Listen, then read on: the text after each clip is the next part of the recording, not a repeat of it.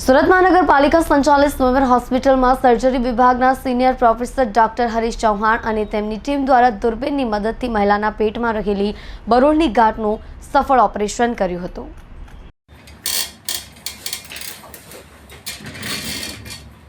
સ્વયંવર હોસ્પિટલમાં સર્જરી વિભાગના senior professor doctor Harish Chauhan અને તેમની સર્જરોની ટીમ ડોક્ટર મિલન અને અન્ય સર્જરીના રેસિડેન્ટ ડોક્ટરોની ટીમે માત્ર 30 કિલોગ્રામ વજનની 24 વર્ષીય 2 બાળકોની માતા એવી બિહારની મહિલાના પેટમાંથી 1.300 કિલોગ્રામની બરોળનું દૂરબીનની મદદથી સફળ ઓપરેશન કર્યું હતું। ભાગ્યે જોવા મળતો રોગ જેમાં ખામીયુક્ત હિમોગ્લોબિન ઈ શરીરના લોહીમાં આનુવંશિક રીતે હોય છે। આવી તકલીફથી પીડાતા 10 મિલિયન વ્યક્તિઓમાંથી એક વ્યક્તિને બરોળ, યકૃત, હૃદય મોટા થઈ જવા ઉપરાંત શરીરનો વિકાસ રૂંધાઈ જવો, શારીરિક થાક તથા હૃદયરોગનો હુમલો જેવા લક્ષણો જોવા મળે છે। આવી રેર તકલીફથી રોગાસ્ત્ર મહિલાનું માત્ર 30 કિલોગ્રામ વજન હતું।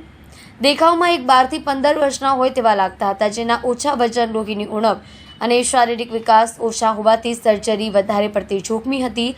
સ્વયંવરના સર્જરી યુનિટ 3 અને એનેસ્થિયા વિભાગની ટીમે મહિલાનું દૂરબીનની મદદથી બરોળ છૂટું પાડી નાના ચીરાથી 1.300 કિલોગ્રામ વજનની બરોળનું સફળ ઓપરેશન કર્યું હતું।